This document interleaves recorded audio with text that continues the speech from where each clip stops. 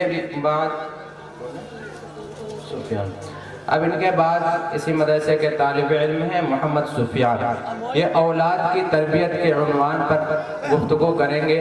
بہت ہی اہم عنوان ہے، یوں تو سارے عناوین اہم ہیں لیکن آج کے دور کے حساب سے اولاد کی تربیت ہمارے لیے بہت ضروری ہے، تو آپ حضرات سے درخواست ہے کہ بچے کی تقریر کو بغور سماعت فرمائیں۔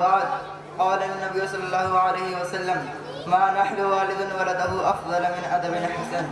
حضرات غرامی قدر معزز السامعین، حضرت معاذ بن جبل رضی اللہ عنہ فرماتے ہیں کہ مجھے حضور اقدس صلی اللہ علیہ وسلم نے 10 باتوں کی وصیت فرمائی۔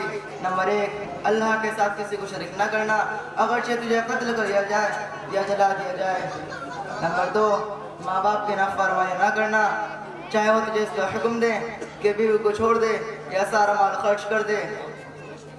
نمبر 3، فرض نماز جان بوجھ کر نہ چھوڑنا، کیونکہ جو شخص فرض نماز جان بوجھ کر چھوڑ دیتا ہے اللہ تعالیٰ اس کے ذمے سے بری ہے۔ نمبر 4، شراب نہ پینا، کیونکہ تمام برائیوں کی جڑ ہے۔ نمبر 5، اللہ کے ساتھ نافرمانی نہ کرنا، کیونکہ اس سے اللہ غصہ اور قہر نازل ہوتا ہے۔ نمبر 6، لڑائی یعنی جہاد میں پیٹ پھیر کرنا بھاگنا، چاہے تمہارے سب ساتھی مارے جائیں۔ نمبر 7، اگر کسی جگہ وبا پھیل جائے جیسے طاعون وغیرہ تو وہاں سے نہ بھاگنا۔ نمبر 8، اپنے گھر والوں پر خرچ کرنا۔ نمبر 9، اللہ تعالیٰ سے ان کو ڈراتے رہنا۔ نمبر 10، دمبے کے واسطے ان پر سے لکڑی نہ ہٹانا۔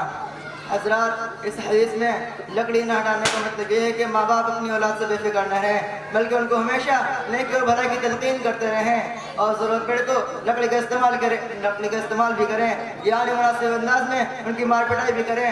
آج کل لوگ اولاد کی محبت میں انہیں مناسبت پر تنبیہ نہیں کرتے، یہ سوچ کر کہ بچہ ہے سدھر جائے گا، کچھ نہیں کہتے۔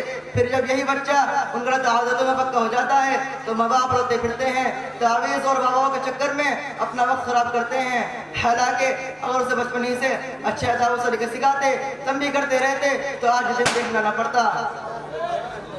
بچوں کو تنبیہ کے لیے مارنا محبت کے خلاف نہیں، بلکہ یہی سچی محبت ہے۔ حضرت لقمان حکیم کا ارشاد ہے کہ باپ کی مار اولاد کے لیے ایسی ہے جیسے کھیتی کے لیے پانی۔ اور ہمارے پیارے نبی صلی اللہ علیہ وسلم نے فرمایا، کوئی شخص اپنی اولاد کو اچھا طریقہ سکھائے، اس سے افضل آتے ہیں تو ٹھیک ہے، جزاکم اللہ خیرہ۔